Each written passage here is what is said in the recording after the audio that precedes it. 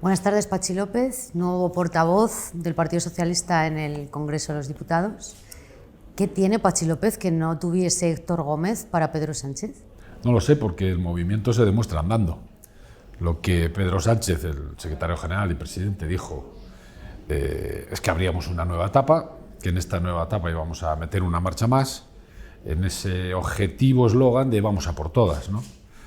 Y vamos a por todas, cuando uno está en el gobierno, quiere decir que vamos a utilizar, o a seguir utilizando en este caso, todos los recursos del Estado para ayudar a la gente que lo pasa mal y al tejido productivo, y en el partido vamos a ir a por todas frente a lo que tenemos por delante, que son lo primero unas elecciones municipales y autonómicas, y vamos a establecer una comunicación mucho más directa con la ciudadanía en este tiempo. Vamos a hacerlo. ¿Qué cree que ha pesado más en su nombramiento? ¿Una trayectoria política, en su caso, que pueda neutralizar el discurso de la derecha española respecto a ETA y Bildu? ¿Su cercanía al actual jefe de gabinete del presidente del gobierno? ¿O el que sea usted una referencia moral para muchos socialistas? No tengo ni idea, ¿no? Pero posiblemente igual una mezcla de todas estas cosas, ¿no? Pero bueno, como digo, uno no va a ser por lo que fue, sino vamos a ver, yo me he puesto con todas las ganas y pondré toda la dedicación y todo mi saber en esto, ¿no? Y como te digo, el movimiento se demuestra andando, abrimos una nueva etapa, venga, vamos a por todas. ¿El desgaste que atribuyen las encuestas al gobierno es responsabilidad de la dirección que había en el Partido Socialista, del grupo parlamentario? No, yo no, sí, yo creo que además yo sustituyo a Héctor Gómez, que yo creo que ha hecho un muy digno trabajo y con brillantez, ¿no? El desgaste puede ser por eso, una falta de conexión más profunda, ¿no? A veces Pedro también habla de la empatía, ¿no? Fíjate, tenemos el gobierno que seguramente ha hecho más cosas para ayudar a la gente en medio de una crisis. Y sin embargo eso no ha tenido reflejo en las elecciones que hemos ido teniendo. Algo nos falla en esa conexión. Es decir, tenemos que multiplicar. Yo decía, vale, hemos cambiado de portavoces, pero necesitamos 10.000 portavoces. Necesitamos a toda la militancia socialista siendo el altavoz de lo que hace este gobierno, porque estamos muy orgullosos de lo que hace este gobierno, que ha demostrado, a diferencia de lo que hizo el gobierno del PP, que de la crisis se puede salir de manera mucho más justa, más equitativa y también más eficaz. No hay más que ver los datos que hemos tenido esta semana de empleo, de descenso del paro o de cómo están creciendo los beneficios de las empresas, es decir, cómo está creciendo también el tejido empresarial. Es decir, estamos siendo muy eficaces y lo que queremos es que eso se tenga en cuenta, que la ciudadanía lo interprete, no lo vea mejor. Y además de esa falta de empatía que mencionaba, ¿no cree que el ruido interno que hay dentro de la coalición de gobierno puede restar, desde el punto de vista demoscópico, también al gobierno? Seguro, los ruidos nunca son buenos y las divisiones y los enfrentamientos nunca son buenos, pero fíjate, es que esto también es muy fácil de corregir. Ha habido ruido entre dos formaciones que son distintas, que comparten un gobierno, pero después de los ruidos siempre ha habido un acuerdo. Oye, ¿por qué no nos dedicamos a contar el acuerdo y mientras, pues, oye, pues estamos calladitos y no pasa nada? Negociamos dentro, hablamos dentro, dialogamos y cuando llegamos al acuerdo ya lo contamos. Yo estoy muy acostumbrado en Euskadi a que haya gobiernos de coalición y ya sabemos que los gobiernos de coalición tienen puntos de vista diferentes en muchas cosas. Pero uno habla, dialoga, negocia y busca el encuentro para que las políticas de ese gobierno sean una y sean en beneficio del conjunto de la ciudadanía. Porque sabemos que si alguien de dentro del gobierno critica al gobierno, desgasta al gobierno y se desgasta a sí mismo. Por lo tanto, es ridículo. ¿Ese ruido interno a quién desgasta más, a Unidas Podemos o al Partido Socialista? Yo creo que a quien lo provoca más. ¿Y se lo han trasladado a sus socios de coalición? Bueno, yo creo que no hace falta, ¿no? Creo que ha sido evidente cuando elección tras elección los resultados han sido los que han sido. ¿Tener que decidir sobre un indulto a José Antonio Griñán puede perjudicar la marca PSOE en un año electoral? Pero es que no estamos en ese tiempo procesal. Estamos con una sentencia que no conocemos, con dos votos particulares que no conocemos, con una capacidad de recurrir ante el Tribunal Constitucional que anunció el abogado, yo se lo escuché al abogado de Pepe Griñán, y por lo tanto ahí hay un proceso todavía y un recorrido todavía que nos hace que no estemos ahí. Según publicamos hoy en el diario, el indulto tienen intención de solicitarla en el mismo momento en el que presenten el recurso de amparo ante el Tribunal Constitucional. Hablaremos. ¿Puede venirle bien a José Antonio Griñán que se renueve la mayoría que hay en este momento en el Tribunal Constitucional por imperativo legal antes de que acabe el mes de septiembre? No, eso hay que reformarlo, hay que cambiarlo, porque es así, como tú lo has dicho, por imperativo legal, no porque le venga bien a nadie. No porque le venga bien a nadie, sino porque hay que hacerlo. Lo que no puede ser es lo contrario. Que alguien no quiera que se cambien las cosas para que sean los jueces quienes decidan algunas cuestiones, ¿no? O unos jueces más afines quienes decidan las cuestiones, ¿no? La justicia es una y debiera de actuar con imparcialidad. ¿Usted cree que y sé que estoy diciendo algo controvertido, pero es que ante cuestiones muy similares, esa justicia que es una, por ejemplo aquí en Madrid, decidió que una presidenta, que ella misma había dicho que tenía culpa y vigilando, pues no esté encausada en un caso similar. Y hablo de Esperanza Aguirre, ¿verdad? Que lo dijo hace escasas semanas. Bueno, pues no, hay cosas que a veces no se entienden bien. ¿Está diciendo que el fallo del Supremo es un fallo político? No, estoy diciendo que hay cosas que sorprenden. ¿Se puede decir que la justicia, en este caso, desde la mirada política de un socialista y desde el conocimiento personal de José Antonio Griñán, ha sido justa en el caso del expresidente del Partido Socialista? A mí lo que me ha producido es mucha tristeza esta decisión de la justicia, porque Pepe Griñán, Manolo Chávez, es que, fíjate, sus más acérrimos enemigos, ninguno dice que se haya llevado un solo euro del dinero público. Ninguno, porque es así la realidad. Dice que hayan cobrado, que hayan pagado sobresueldos en sobres de dinero B, ni que han financiado ilegalmente sedes ni partidos, que lo que hicieron es que agilizaron los trámites para que los recursos de los seres llegaran de manera más rápida allí donde hacían falta. Y esto, por cierto, lo aprobó el Parlamento andaluz, con el Partido Popular incluido. Y eso es lo que se les achaca, nada más, no otra cosa. Por eso me produce mucha tristeza que alguien intachable, por agilizar unos trámites, que luego también esta es otra, dice, no, 600, no sé cuántos millones. No, oiga, la inmensa mayoría llegaron donde tenían que llegar. Es verdad que por agilizar esos trámites algunos sí se aprovecharon. Y esos son los verdaderos defraudadores, esos son los que han cometido un delito. ¿Cómo calificaría a un país que envía 6 años a prisión a una persona que efectivamente en un caso de corrupción no se benefició económicamente de él y sin embargo ha permitido que un jefe del Estado cobrara comisiones multimillonarias durante muchos años, defraudara a Hacienda y creara sociedades en paraísos fiscales? Pues que hay cosas que corregir, evidentemente, ¿no? Y que las democracias son imperfectas, pero cuando uno detecta las imperfecciones, pues hace por arreglarlas. ¿Y qué está dispuesto a hacer? Lo que no voy a hablar es de democracias de baja intensidad ni de baja calidad. No es verdad. Nosotros tenemos un buen sistema democrático, así estaba calificado en todos los rankings, hasta que, por cierto, por no renovar el Consejo General del Poder Judicial nos han bajado el ranking.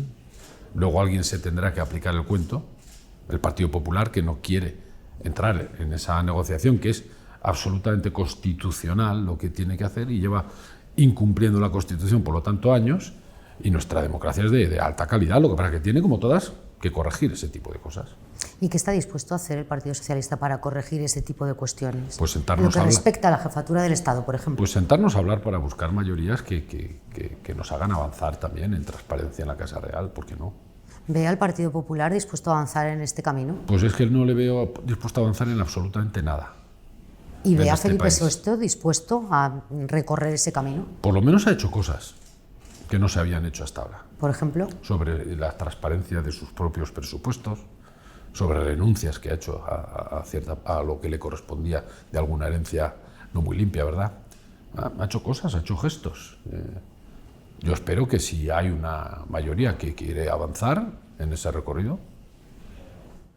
¿Ve a Alberto Núñez Feijóo ¿Ve en él alguna diferencia respecto al fondo político que tenía Pablo Casado? No, ninguna. Fíjate que nos lo vendieron como el moderado y la moderación y qué tal. Es que las cosas que ha hecho no solo son las mismas que las que hacía Pablo Casado, algunas han sido bastante peores. En la radicalidad de cosas que nunca se debieran hacer en este país. Por ejemplo, hay una cosa que ha sido sagrada siempre, que son las elecciones y el sistema electoral. Es que este PP lo puso en cuestión.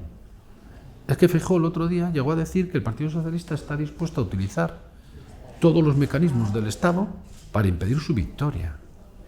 O sea, aquí el único partido que ha utilizado los mecanismos del Estado con policías patrióticas, con cloacas, ha sido el Partido Popular para atacar a sus adversarios políticos. O sea, ¿tú qué es? ¿Que piensa el ladrón que todos son de su condición? Pero es que esto, que dicho así suena muy rápido, es que es una barbaridad que atenta contra el propio sistema democrático de nuestro país. Es que no todo vale. A esto les vale utilizar ETA, que era la que derrotamos hace 10 años, les vale utilizar a las víctimas, pero es que ahora está utilizando el propio sistema democrático, devaluándolo. ¿Ese es el moderado? Por favor.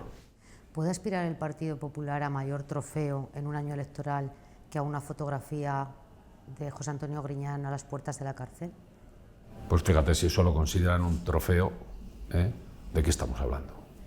Porque, por cierto, Feijóo, en su día, también habló de tristeza, porque también consideraba a Pepe Griñán una persona honesta. No solamente eso, dijo que era una víctima. Claro, es decir, no puede ser que uno cambie en las convicciones personales y en los principios éticos de tal manera, dependiendo de dónde esté. Y por eso, yo no sé si era moderado en Galicia, nuestros compañeros nos decían que no. Y ahora que le conocemos, es evidente que principios éticos ha demostrado en este caso pocos, ¿no? Porque todo le ha servido. Claro, igual que el discurso que ha hecho esta mañana, este mitin catastrófico. Vamos a ver, es que el patriotismo del PP es el de la tierra quemada. Vuelve a ser el de cuanto peor le vaya a España, mejor me irá a mí. Porque esto es lo que busca, lo que pasa es que ha elegido el peor día. El día que se conocen los resultados del empleo, que son históricos. El descenso del paro, que es histórico. El día que se conoce que las empresas en este país han obtenido grandes beneficios y que, por lo tanto, es la consecuencia de que las políticas de este gobierno están funcionando. Viene a hacer un discurso catastrofista, es que es tremendo. Y la pregunta es, ¿y de parte de quién está el PP? ¿No? Bueno, si estuvo en contra de subir las pensiones con el IPC, estuvo en contra, se posicionó, porque esto no hay que votarlo, de subir el salario mínimo, estuvo en contra del ingreso mínimo vital, estuvo en contra, y ahora está en contra de que de los beneficios extraordinarios de esas empresas que están teniendo esos beneficios de manera extraordinaria, precisamente por la crisis, también se aporten lo que les corresponde a la solidaridad común. ¿A quién defienden? Pues efectivamente estos, ¿no? A esos poderes. Y la pregunta es, ¿para qué sirve el PP? Si vota todo, ¿quién no? ¿Eso es política? No, hombre, no, la política es utilizar las herramientas de la política para resolver problemas y para ayudar a la gente. Hoy el Partido Socialista y Unidos Podemos han registrado la iniciativa en el Congreso para ese gravamen especial de energéticas y entidades financieras. ¿Por quién tiene pensado el PSOE empezar la negociación para recabar los apoyos parlamentarios? Vamos a hablar con todo el mundo, porque es tan de sentido común. El PP ya se ha posicionado en contra en varias ocasiones, pero es que, como digo, es tan de sentido común. La inflación, la subida de los precios está haciendo que sectores empresariales y casi todas las economías domésticas hayan visto empeorada su situación. Sin embargo, hay algunas empresas energéticas y algunas entidades financieras que han crecido sus beneficios precisamente por eso. Oye, ¿no es lógico, por eso digo de sentido común, que de esos beneficios extraordinarios aporten?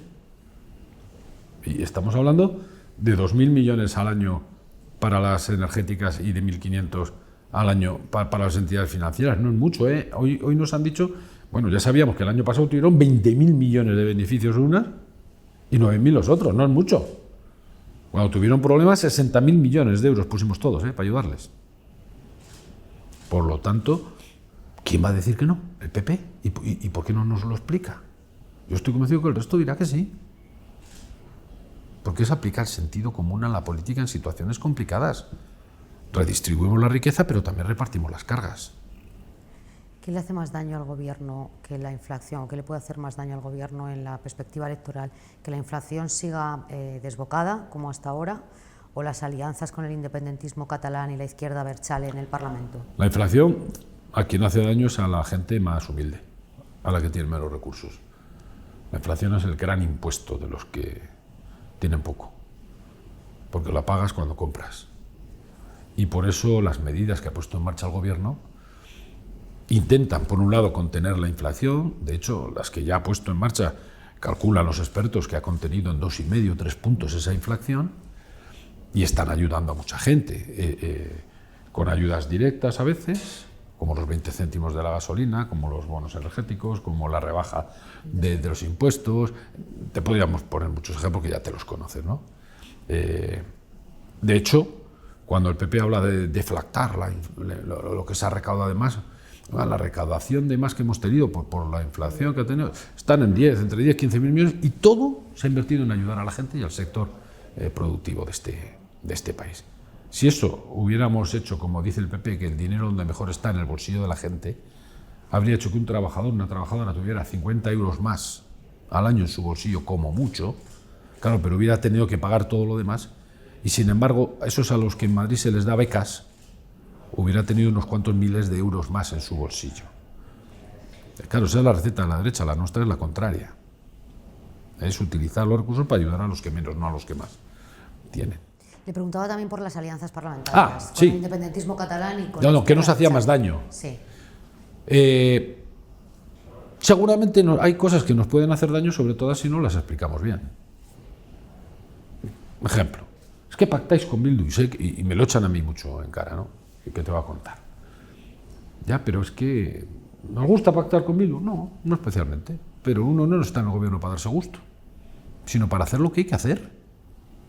Y claro, si tú tienes a toda una derecha que no va a aprobar ninguna de las medidas que plantea este gobierno, oye, para sacarlas adelante tenemos que hablar con aquellos que estén dispuestos a negociar. Porque con Bildu hemos aprobado subir las pensiones, ¿eh? Con Bildu hemos aprobado que haya un ingreso mínimo vital, que está llegando ya hoy a 1.200.000 familias que no tenían ningún tipo de recursos, porque a algunos se les llena la boca de hablar de pobreza infantil y de colas del hambre. Ya, pero la pobreza infantil es porque hay familias pobres, a las que por primera vez este gobierno les da un recurso, y ellos votaban en contra. Y claro, lo pactamos con Bildu. ¿Y qué hacemos si no? ¿Nos quedamos con los brazos cruzados? Eso es lo que quiere el Partido Popular. Hombre, es que el Partido Popular debiera de estar arremangándose para ayudar a este país. Pero como digo, es que su patriotismo es ir a Europa a decir que no nos den dinero a España, y es el de la tierra quemada. El de cuanto peor, mejor para ellos. Claro, pues eso es lamentable. Porque eso, como he dicho más de una vez, es la antipolítica. ¿Y no será que el gobierno le ha faltado capacidad para explicar a la gente que con Bildu lo que se ha acordado a lo largo de esta legislatura son iniciativas meramente sociales?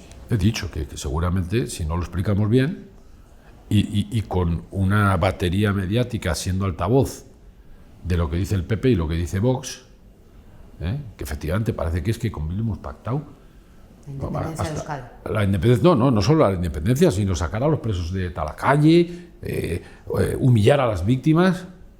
Bueno, ¿de qué estamos hablando? Vuelvo a decir, hemos pactado la subida de las pensiones y el ingreso mínimo de tal y alguna otra cosa de estas. Nada más. Y a los socialistas que nos den direcciones, utilizar a las víctimas del terrorismo. Es que es tan lamentable como ha hecho el PP. Es como si los socialistas ahora trajéramos a otras víctimas al Parlamento.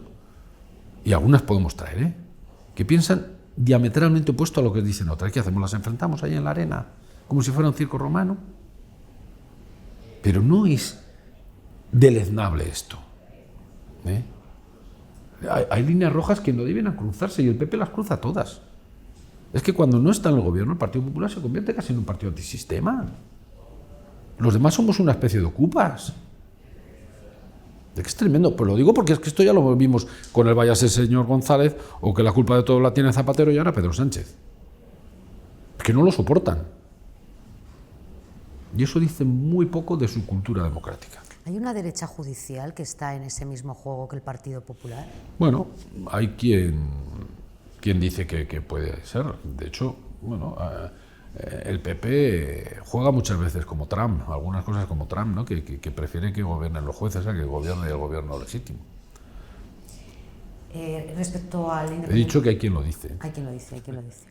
Respecto al independentismo catalán, cuando el gobierno habla de reformas legales para desjudicializar el conflicto catalán, ¿de qué reformas está hablando? No, para desjudicializar el conflicto no. Para que la política se encargue de la política. Por ejemplo, esto no solo pasa en Cataluña, pasa en todas las comunidades. El tema competencial es tan conflictivo, está tan poco definido en la Constitución, que nos pasamos el día las comunidades y el Gobierno de España en el Tribunal Constitucional. Esto seguramente, si nos sentáramos previamente los gobiernos y lo hablamos, pues seguramente nos evitaríamos mucha judicialización de la política. El independentismo catalán cuando se refiere a esto y pero es que nosotros no hacemos política. Pero es que nosotros no hacemos política para el independentismo catalán. Hacemos política para que la sociedad catalana entienda que hay un proyecto que puede ser compartido. Es un proyecto, se llama España, entiende la diversidad, la pluralidad, las singularidades que la conforman, no las enfrenta, sino que las suma. Es que a mí lo que me da pena es que cuando un gobierno y otro se sientan y practican el diálogo y buscan acercarse, haya quien vuelva a jugar a enfrentar a los catalanes con el resto de los españoles, o al catalán con el español. Pero ¿dónde está el beneficio en eso? Si ya hemos visto dónde nos lleva.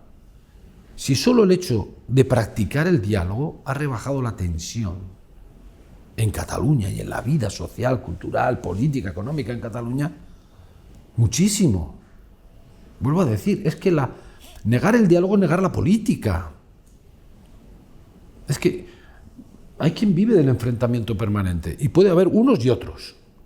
Desde luego el Partido Socialista no va a estar ahí. Va a estar sentándose en una mesa, entendiendo que tenemos parte de la razón, no toda, porque otros tienen su parte de razón, y que lo bueno para convivir cuando somos tan plurales y tan diversos es buscar entendimientos. No para darte la razón, sino para decir, mira, aquí cabemos todos. Hablando de enfrentamiento y confrontación, la derecha sostiene que Sánchez ha asumido la política lingüística del independentismo catalán y enterrado de paso la sentencia del 25% del castellano en las escuelas de Cataluña. ¿Ves? Eso es lo que digo. Jugar a enfrentar el catalán con el español o los catalanes con el resto de españoles, ¿a dónde nos lleva? Porque no es verdad. Porque ha habido inmersión y hay inmersión lingüística en Cataluña. Y el español ha retrocedido, se ha perdido en Cataluña. No, es que no es verdad. Es decir, lo que hacen es convivir. Convivir. Y además debiéramos estar orgullosos todos de que en España tenemos catalán y tenemos euskera y tenemos gallego y tenemos bable y tenemos idiomas que son patrimonio de todos. Pues nada, no, a enfrentarlos, a ver si el minorado lo seguimos minorando más y acabamos con él. Ah, por favor, un poquito de entender cómo es este país de verdad. Sí, pero esto es una cuestión y otra, que haya una sentencia de un tribunal que las... Y donde se incumpla la sentencia y donde se incumpla, porque es que no van a generalizar, es que no se cumple, no, donde se incumpla, bueno, pues que intervenga la justicia, claro. Hace unos días el Gobierno acaba de aprobar el techo de gasto para los presupuestos de 2023. ¿Teme el Partido Socialista que la cercanía de las elecciones municipales pueda disuadir a Esquerra Republicana o al Partido Nacionalista Vasco de apoyar estos presupuestos? No, porque sería un gran error. Porque todo lo que hemos venido acordando, todo lo que hemos venido negociando, todas las políticas de las que hemos hablado durante este tiempo, si en algún lugar se hacen realidad, es en los presupuestos. Claro, y por lo tanto los presupuestos tendrán que reflejar desde las políticas y los recursos europeos, porque estos presupuestos y ese techo de gasto crece el 1,1, pero incorpora más de 25.000 millones de esos recursos europeos, que tienen que convertirse en PERTEs, en proyectos de los ayuntamientos, de las comunidades, si en algún lugar eso se hace realidad, en los presupuestos. Por lo tanto, sería un error que hubiera partidos que por una obsesión electoral se alejaran y dijeran, no, esto ni lo negocio, no, voy a votar en contra. Por eso yo creo que estos presupuestos van a salir adelante en tiempo y forma como han salido los anteriores, ¿no? Porque ahí todo lo que hemos hablado aparecerá. ¿Con los mismos apoyos que hicieron posible la mayoría de la investidura? Sí, estoy convencido, porque es que con esos apoyos hemos sacado adelante, creo que son ya 155 proyectos legislativos, decretos, ayudas, políticas, leyes, nuevos derechos, nuevas libertades. Y como digo, eso, para que sean verdad y realidad, van a los presupuestos. Por lo tanto, estoy convencido de que... Si no hubiera presupuestos, en un año que se nos anuncia volcánico desde el punto de vista económico por la guerra en Ucrania y por la subida de la inflación, el anticipo electoral sería inexorable. No, es que por eso mismo que estás diciendo, es evidente que yo estoy convencido que va a haber presupuestos. No por el adelanto electoral, sino por lo volcánico que podría ser enfrentar un año complejo, duro, sin presupuestos, sin tener las herramientas que te permiten ayudar a la gente. No digo que no tener presupuesto no te permita, pero muchísimo menos y de mucha peor manera. ¿Veremos en el próximo periodo de sesiones derogada la ley Mordaza? Bueno, está la ley Mordaza, está la ley de vivienda, está ahora esta proposición de ley para que haya un gravamen especial y temporal sobre las entidades financieras y las energéticas. Sí, bueno, hay calendario. En este último parece que están bastante de acuerdo con sus socios de coalición y probablemente con sus socios parlamentarios, pero en el asunto de la vivienda y de la ley Mordaza, las diferencias están en el ámbito del gobierno, de los partidos que integran. Pero como te he dicho antes, en vez de estar todo el día publicando que tenemos discrepancias, lógicos, que somos dos partidos distintos, bueno, pues sigamos hablando, sigamos negociando y estoy convencido de que acabará saliendo la ley de vivienda y la ley Mordaza. Ha sido presidente del Congreso, ahora portavoz parlamentario. Como presidente del Congreso se le recuerda como el presidente más breve de las Cortes Generales. Yo también, pero más intenso. De las Cortes Generales. ¿Cómo le gustaría que se le recordara como portavoz del Partido Socialista? Pues alguien que contribuyó a que hubiera mucho más política en el Congreso y menos gritos. Claro, porque a veces somos la demostración de lo que no es la política. La política es palabra y no es grito. Es argumento y no es insulto. Es entender la diferencia y no imponer lo que uno... Bueno, pues ojalá seamos capaces de que eso sea más habitual, ¿no?, en la Cámara. Ojalá ganaríamos todos. Por último, ¿sabes si Pedro Sánchez sabe ya lo que es una nación? Seguro. ¿Se lo ha preguntado? Lo ha demostrado. ¿La reconciliación con Pedro Sánchez empezó con el abrazo que vieron todos los españoles? ¿O empezó antes? No, empezó en el momento... Y es que, primero, hace falta reconciliación cuando uno está enfrentado. Yo no me he enfrentado nunca. Ya sé que se suele decir eso de están los adversarios, los enemigos y los compañeros de partido. No, yo desde el primer momento, incluso en el que yo me presento a las primarias y él también se presenta... Recuerdo perfectamente. Yo no lo consideré más que otro compañero que tenía la misma ambición que yo, ponerse al frente del mejor partido de este país. Y en la misma noche en la que Pedro Sánchez fue elegido secretario general, yo le nombré como mi secretario general. De hecho, creo y a su disposición siempre. Fue el único al que integró en aquella ejecutiva, a usted, Pedro Sánchez. Pero es verdad, no me ocultaré que su relación hoy no será la misma que entonces. Pues nunca hemos tenido relación mala, ¿eh? ¿Qué va? No. Yo creo que nos respetamos ambos. De hecho, él me integra en esa ejecutiva y yo había hablado durante toda esa campaña de primarias de que también hubiera querido que se integraran tanto Susana como él, porque en el fondo representábamos sensibilidades de un partido que juntos somos mucho mejores. Para que el reencuentro en el Partido Socialista cierre el círculo, ¿quiénes faltan por incorporarse al equipo de Pedro Sánchez? No, más que es que esto no es quién, sino es que todas las voluntades estén detrás del proyecto. Y creo que hay un proyecto que aúna las voluntades del Partido Socialista. Yo creo que no hay nadie en este momento que no esté, lo decía al principio, orgulloso de lo que hace este partido, de lo que hace el gobierno, de lo que hace este presidente, que nunca se ha hecho tanto que a veces no lo defendemos porque se nos ha olvidado, se nos ha pasado.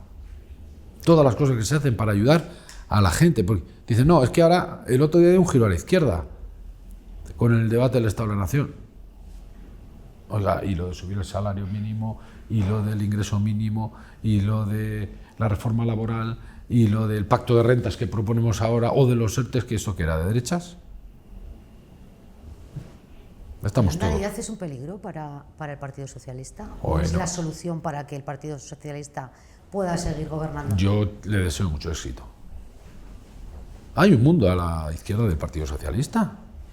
Y si está aglutinado, mucho mejor. Porque seguro que nos podremos entender. Una vez que los ciudadanos y las ciudadanas decidan con su voto, la derecha se pone de acuerdo siempre. Yo lo que espero es que cada uno de los partidos de izquierda aglutinemos a nuestro mundo y luego seamos capaces de sumar. Por lo tanto, que tenga todo el éxito. ¿Y cree que ese proyecto puede llegar a buen puerto, teniendo en cuenta las diferencias que hay? Ojalá le dejen. ¿Quién no la deja? No he dicho más. Muy bien, pues muchas gracias, buen verano y buena suerte. Lo mismo. Gracias.